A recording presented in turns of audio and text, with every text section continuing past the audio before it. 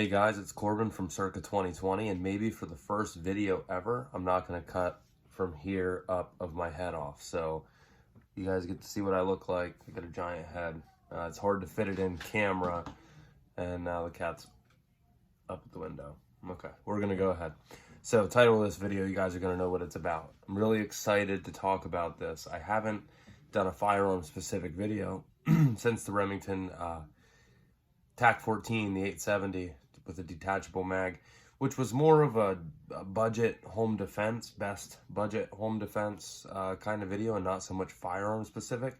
But today we're going to talk about maybe not self-defense, maybe not a necessity, but just what I feel is right now the best pistol you can get for the dollar. It's not even close. Second place doesn't even know where it's at in bang for buck quality in a pistol. It's not American made. It's not an American company. But what we're going to talk about is the Canik TP9SFX. So, my father, grandfather, huge pistol guys. That's what they do. They're pistol people. I mean, they have rifles, they have shotguns, you know, they've hunted. They still hunt off and on, but they're huge pistol people.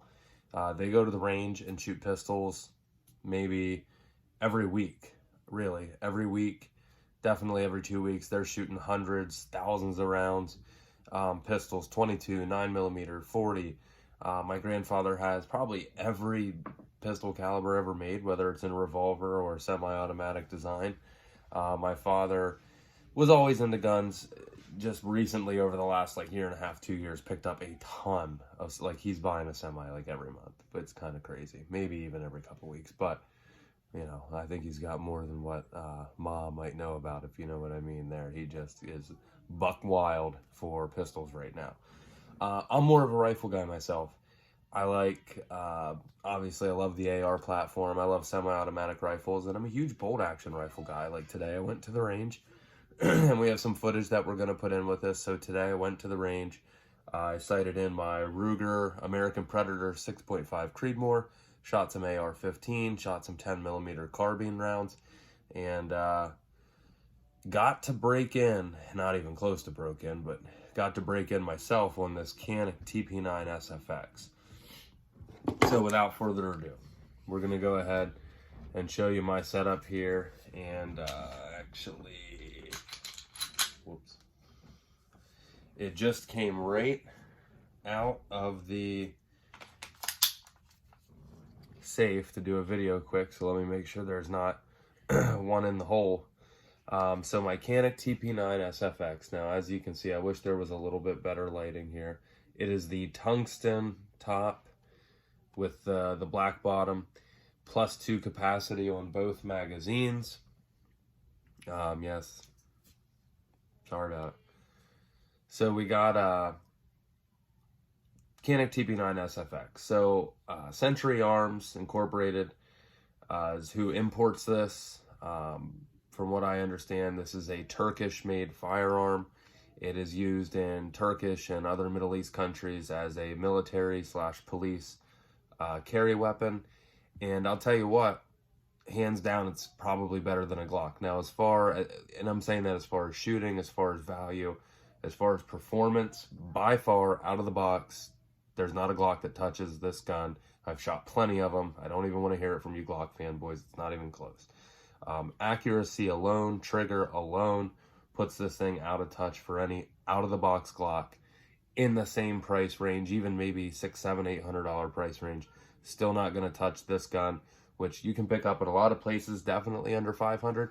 I actually was able to find this very gently used at a shop about an hour from me, put it up. My father got an email, said new arrival, Canik TP9SFX. Immediately called the guy. I'll be there. I picked this thing up for under $400, and it had never looked like it had been shot. Now, it had been shot, maybe a few rounds. There was a little carbon down in the trigger area I had to clean out.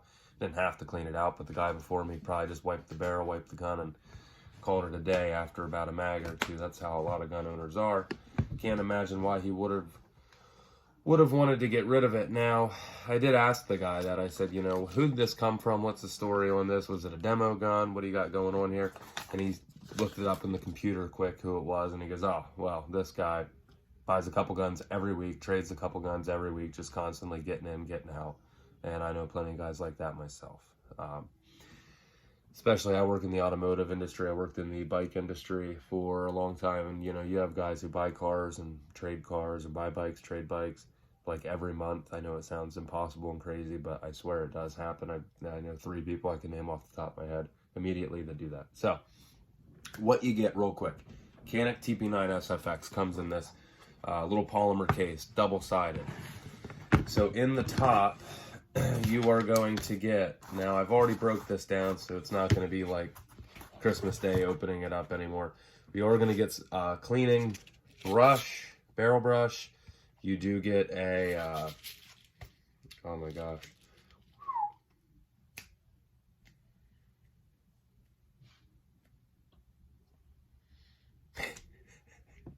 I gotta edit that out. I mean, I have a total brain fart going on right now. Patches.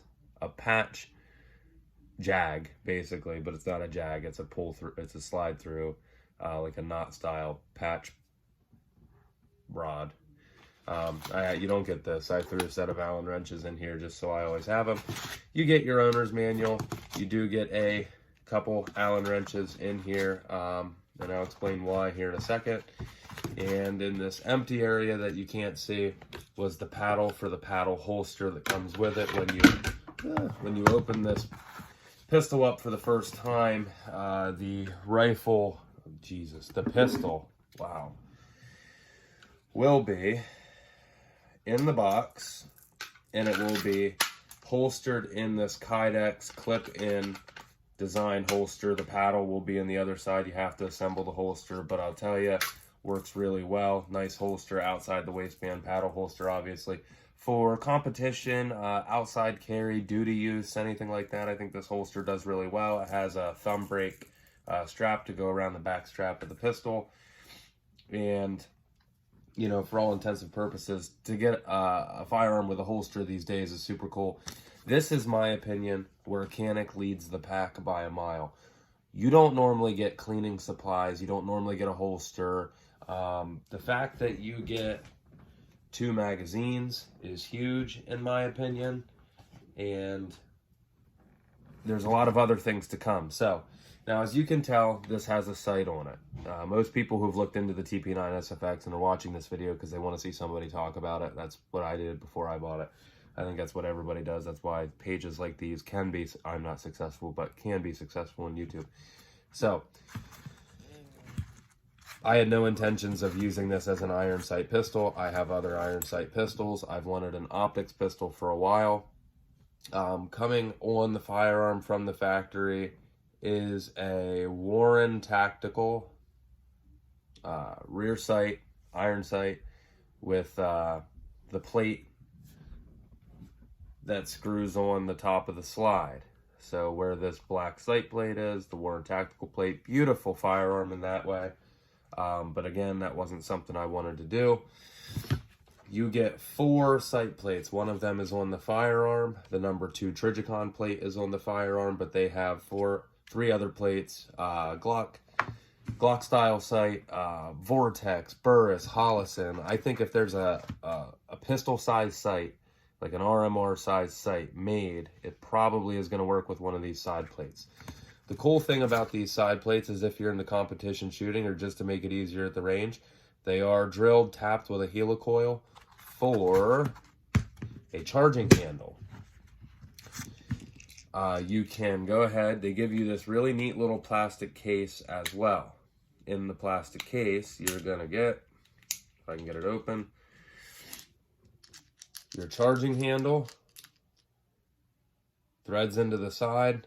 You wouldn't be able to keep the charging handle on it, in my opinion, to carry, because if it was on the left side, if you're a right-handed person, you have to put the charging handle on the left. You're going to carry it on your right, it's going to dig in. If you're left-handed, you're going to put the charging handle on the right. You're going to carry it on the left, it's going to dig in. Either way, if you're in competition or going to the range, spin that charging handle in. Pretty nice, but the gun is so easy to charge, simply because there are serrations on the rear of the side, on the side of the sight plate. The serrations don't stop. They go into the sight plate. Hopefully the lighting can catch that. There we go. They go into the sight plate, so you're real easy. You can even, I even use my optic to pull sometimes, maybe not a good idea, but my hands just end up there. And also, if you want to peek, the front of the slide has serrations as well. You're also going to get a second back strap. This is the bigger back strap with a little bit more palm. I'm going to tell you guys something. I have gigantic hands, huge. I have a huge head. I have huge hands. Ridiculous. I shouldn't have done that.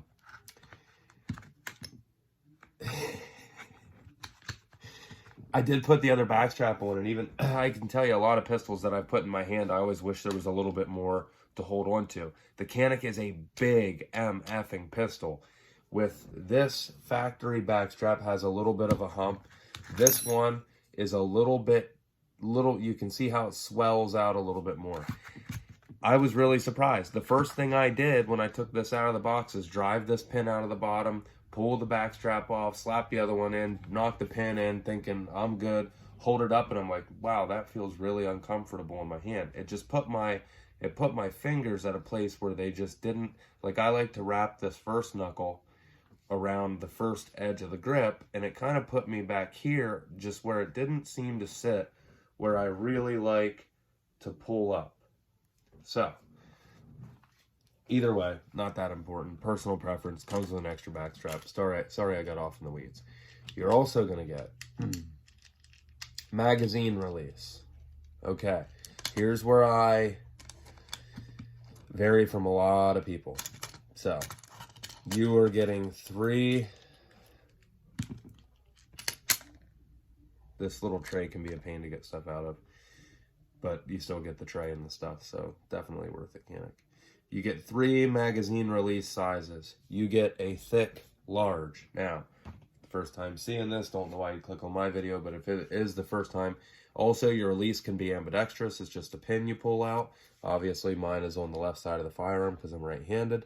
Your magazine release button is threaded, and it has some knurling on it. You can put a large, very thick one on there. For me, way too big. They make a medium. Medium goes on. Too big.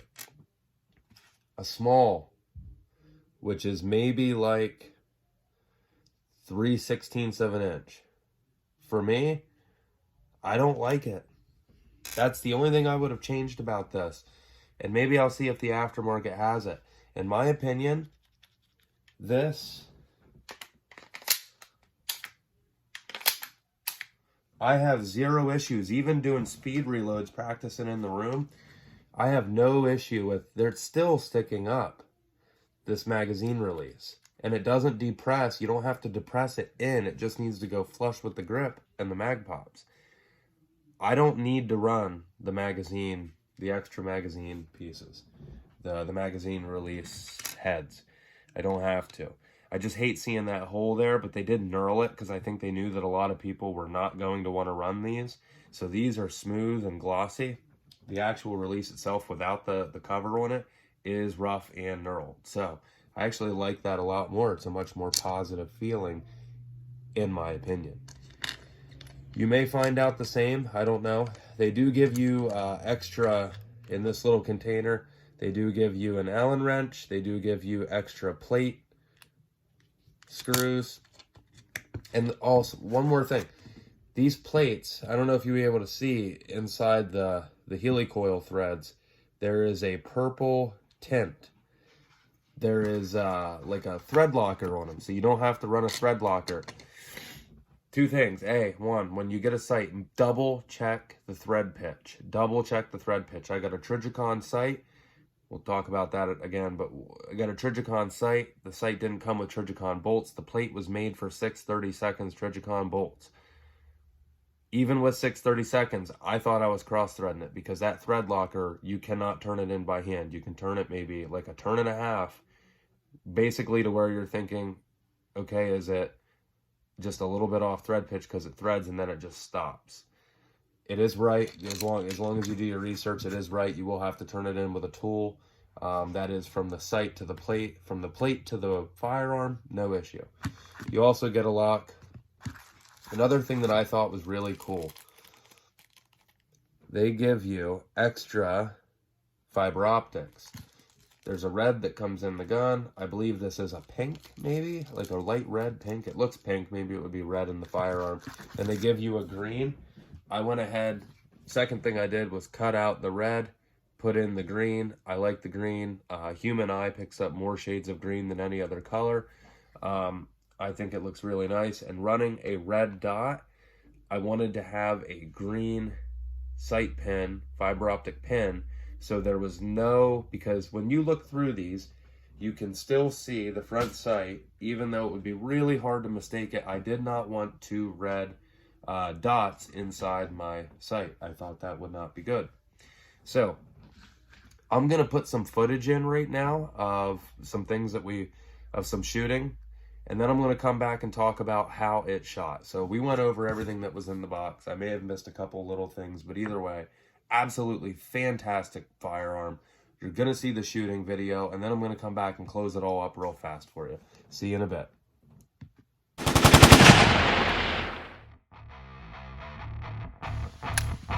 Running.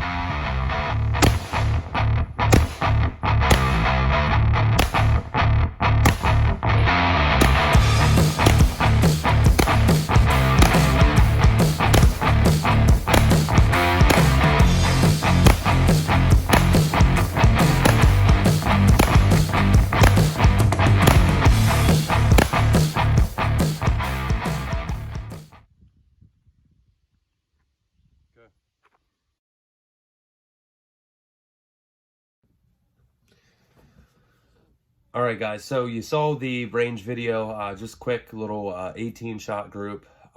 Just wanted to do a quick, I ran probably 6, 7, 8 mags out, full mags. Now these mags, by the way, are not 18. It is a 18 with a +2 well. So you are 20 +1 capacity. It's a lot of rounds, but I don't like maxing the mags out if I don't have to. It's more to load. Just put 18 in them, run them. 18 rounds, downrange, was a lot of fun.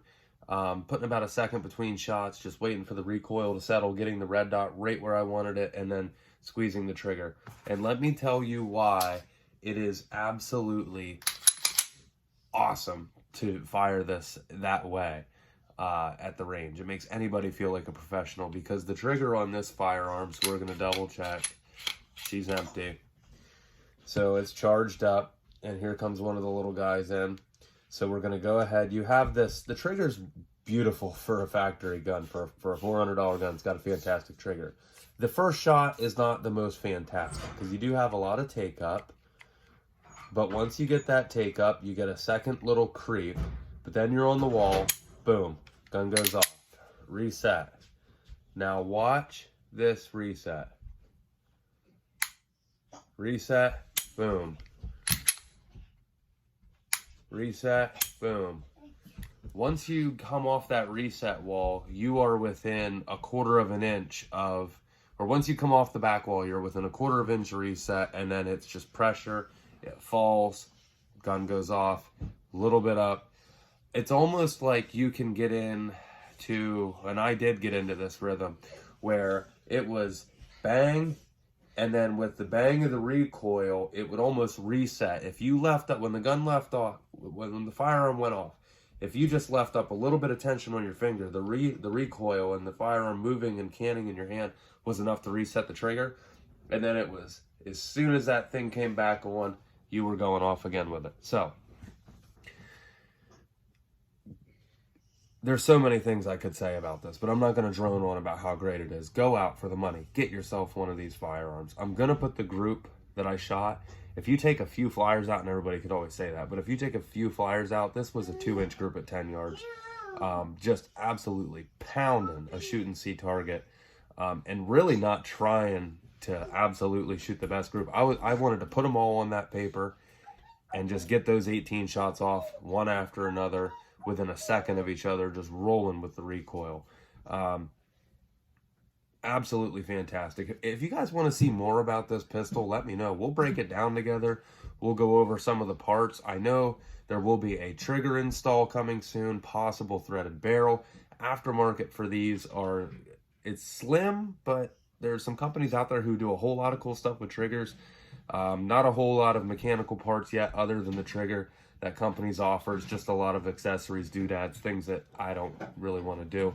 I think you could never touch this gun. You could keep the Warren Tactical open sights on it. You could never do a single thing to it, and you will absolutely be blown away by the quality that you get with the Canik TP9SFX.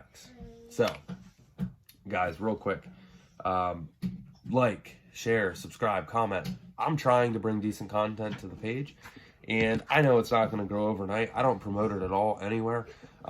For me, it's just a hobby to kind of do this and bring you guys with what I do with my firearms and with my collection and what I'm doing at the range. So if you guys would just give it a like, comment, subscribe, not share, sorry, subscribe to the page so we can hang out together, show you more things that are going to go on.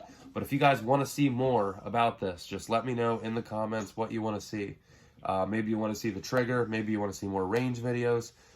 Next time we go out, probably going to be working on a carbine, and a cheap carbine. So if you want to take a guess on what that is, if you watch my other videos, you can surely see it. But if you take a guess, look at it.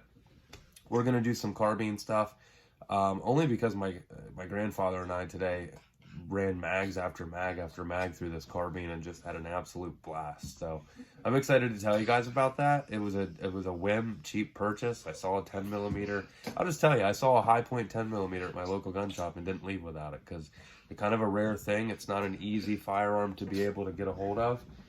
And I've always wanted a 10mm in something. I never pulled the trigger on a pistol for whatever reason. And I don't know. I really like it. I don't even want to say that. Oh, little guy's going off. Be nice to the cat.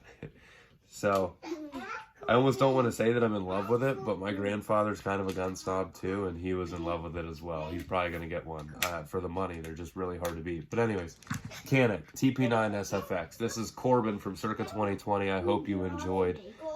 This time I did the video when everybody was awake and it was a little wacky, but I'll try to put something together, get it up tonight, and let me know what you guys think. We'll see you around.